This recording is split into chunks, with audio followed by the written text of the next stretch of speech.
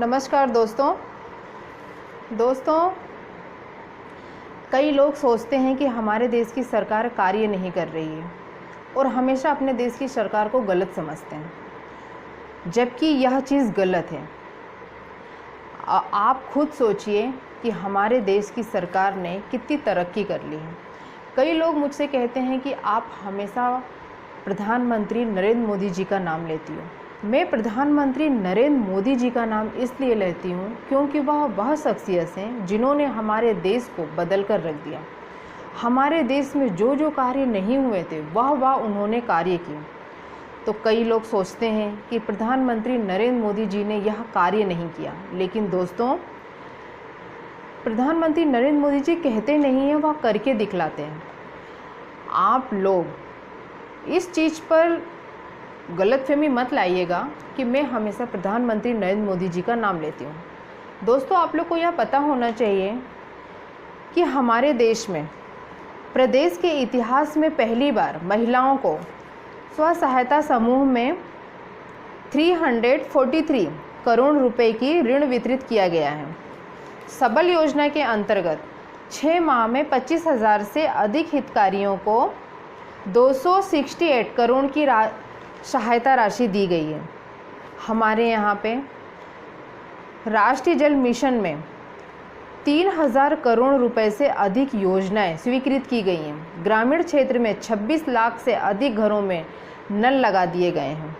प्रधानमंत्री आयुष योजना के अंतर्गत 8,241 हितग्राहियों को 48 करोड़ 41 लाख रुपए की राशि उनके खाते में डाली गई है। प्रधानमंत्री आवास योजना के 1,78,417 हितग्राहियों को कुल 451 करोड़ रुपए की राशि सिंगल क्लासिकल माध्यम से दी गई है। बिजली के बिलों में भी इनमें काफ़ी राहत की गई है। तो दोस्तों, कौन कहता है कि हमारे देश की सरकार कार्य नहीं कर रही? यह अलग बात है कि हमारे देश की सरकार जो अब आई है वह अमीरों का सोचने के बजाय गरीबों का सोच रही है। पूरी कोशिश कर रही है कि हमारे देश के जो गरीब लोग हैं वह आगे आएं और वह भी अमीरों के साथ कदम से कदम मिला करके चलें। दोस्तों, कभी भी कोई भी चीज़ अगर आप लोग मुझसे यह कहते हो कि मैंने आवास योजना के बारे में बताया, तो आप लोग सर्च मारकर देखिए कि कितना सही है और कितना गलत। आपको इतना ज़्यादा अफसोस करने की ज़रूरत नहीं है कि मैं प्रधानमंत्री नरेंद्र मोदी जी का नाम लेती हूँ और आवास योजना के बारे में बताई हूँ। दोस्तों, जो सही होता है मुझे ही नहीं, आप सबको उनका साथ देना चाहिए। कई लोग यह सोचते हैं कि हमारे बच्चों को नौकरी लग जाए। तो दोस्तों, आप खुद सोचो, अगर मेहनत कोई करेगा ही नहीं तो बैठे बिठाए किसी को कभी नौकरी नहीं लग सकती है। अगर छोटी जाति के एक को नौकरी लग जाएगी तो बड़ी जाति के लोग कहाँ जाएंगे? मैं प्रधानमंत्री नरेंद्र मोदी जी का नाम इसीलिए लेती हूँ क्योंकि उनका कहना है कि आप मेहनत करो और आगे आओ। आप अगर मेहनत नहीं करोगे तो हम आपको आगे नहीं करेंगे। इसलिए आज हमारे देश का कंप्यूटर सिस्टम है जो कि सही का साथ देता है। कई लोग यह सोचते हैं और कई लोग मुझसे कहते हैं कि आप हमारी जाति को आगे लाओ, हमारी जाति का प्रदर्शन करो। दोस्तों, हम क्रांतिकारी नहीं हैं। हमारा काम है देश की सेवा करना और देश में सही संदेश में पहुंचाना। अगर आपका बच्चा पढ़ने में तेज है तो उसको दुनिया की कोई भी ताकत आगे जाने से नहीं रोक सकती है। और आप लोगों को यह पता होना चाहिए, जो गरीब घर के लोग हैं, किसी भी जाति के हैं, वह यूपीएससी, इंस्पेक्टर, पुलिस, डॉक्टर हर जगह पर लिए जा रहे हैं।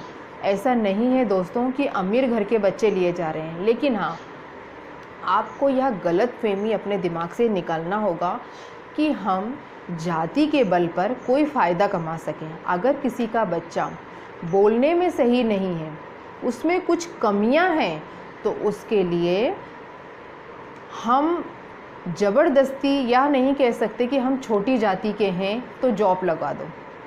आप उस लायक बनो, आप पढ़ो, आगे आओ, तो आप ज़रूर कुछ कर सकते हो। तो दोस्तों यह चीज़ जिन लोगों के दिमाग में है कि हम जाति के बल पर आगे हो जाएं और हमें जाति के बल पर जॉब मिल जाए, तो वह गलत सोच है। हिंदू, मुस्लिम, सिख, ईसाई, चाहे कोई भी जाति के हों, प्रधानमंत्री नरेंद्र मोदी जी का कहना है कि हमारे देश के लिए सभी बराबर हैं और अगर छोटी जाति का बच्चा जितनी मेहनत करता है उतनी ही बड़ी जाति का बच्चा भी करता है। जितना अमीर का बच्चा मेहनत करता है उतना गरीब का बच्चा भी करता है। तो हमारा देश, हमारी सरकार किसी के साथ नाइंसाफ़ी कैसे कर सकती है? तो इसलिए अगर किसी की सोच है कि हमारे देश की सरकार ये कार्य नहीं कर रही है तो वह गलत है। आप मेहनत करो और आगे आओ। मेहनत करोगे तो ज़रूर आगे आओगे। कई बच्चे पेपर देने जाते हैं और मैंने एक बच्चे से पूछा, वह रेलवे का पेपर देने आया था, तो मैंने उससे पूछा कि आपको इस चीज़ का नॉलेज है? उसने कहा मैडम घर वालों ने कहा था तो मैं पेपर देने आ गया। उस बच्चे को उस चीज़ का नॉलेज नहीं था, सिर्फ घर वालों ने प्रेशर डाला कि आप रेलवे का पेपर देने चले जाओ, तो वह चला गया। तो दोस्तों यह गलतफहमी होती है कि हमारे बच्चे ने 10 जगह पेपर दिया लेकिन वह निकला नहीं। आप यह भी देखिए कि आपके बच्चे को उस चीज़ का नॉलेज था या नहीं। कई बच्चे मुझसे कहते हैं कि मैडम हम इसमें जाना नहीं चाहते थे, लेकिन हमारे पेरेंट्स ने कहा फॉर्म भरने को, हमने फॉर्म भर दिया और जब आ गया तो पेरेंट्स ने कहा कि पेपर देने चले जाओ, तो हम पेपर देने आ गए। लेकिन आ करके बच्चे डेस्क पर सर रख करके लेटे रहते हैं और जब उनका टाइम हो जाता है तो वह अपने घर चले जाते हैं। तो यह कितना गलत है।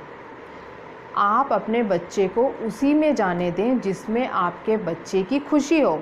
आप ज़बरदस्ती अपने बच्चे को हर एक का फॉर्म ना भरवाएं और हर एक जो पेपर देना उसको कंपटीशन नहीं बनाएं कि आप जो भी निकलता है आप उसका फॉर्म भर दो, आप उसका पेपर दे दो। आप पहले यह तो देखो कि आपके बच्चे को उस चीज़ का नॉलेज है या नहीं।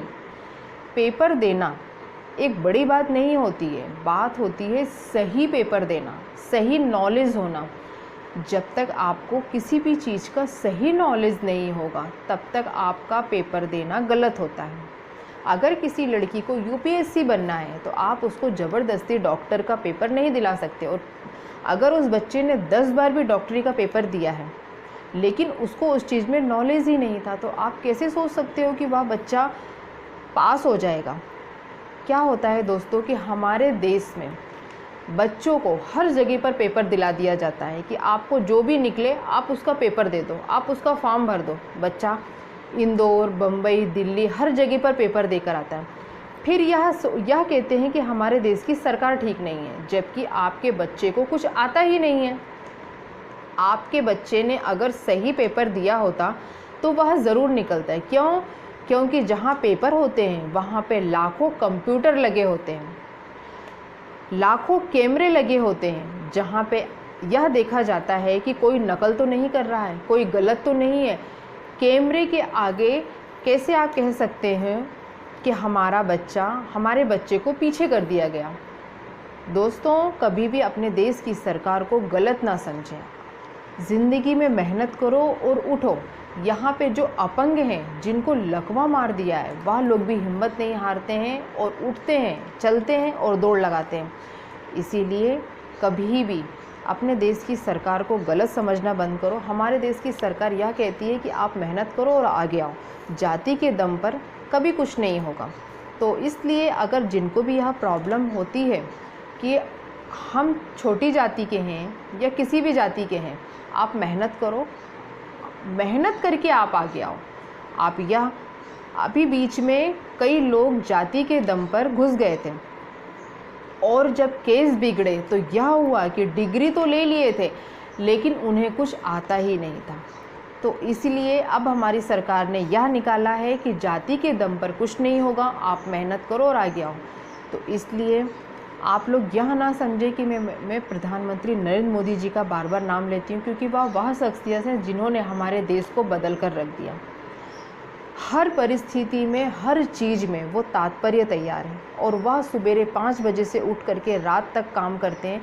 सोचिए दोस्तों, तो हम ऐसे लोगों की तारीफ़ क्यों नहीं करेंगे? तो इसलिए आप लोगों को, अगर जिसको भी इस बात से बुरा लगता है कि मैं महात्मा नरेंद्र मोदी जी का नाम लेती हूँ, तो इसके लिए मैं कुछ नहीं कर सकती, क्योंकि मैं हमेशा सही का साथ देती थी और सही का साथ देती हूँ।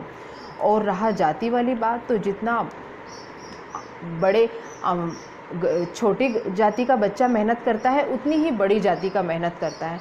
तो हमारा फ़र्ज़ है कि हम किसी भी बच्चे के साथ नाइंसाफ़ी ना करें। हमारा काम है हमेशा इंसाफ़ करना और सही का साथ देना, और जो सही का साथ देता है दोस्तों वही सरकार आगे आती है और वही सरकार जीतती है। इसीलिए हमारी जो सरकार है, हमारी सरकार सही का साथ देती है और सही सरकार है। इसीलिए हमारी सरकार को गलत ना समझा जाए और सरकार का साथ दिया जाए।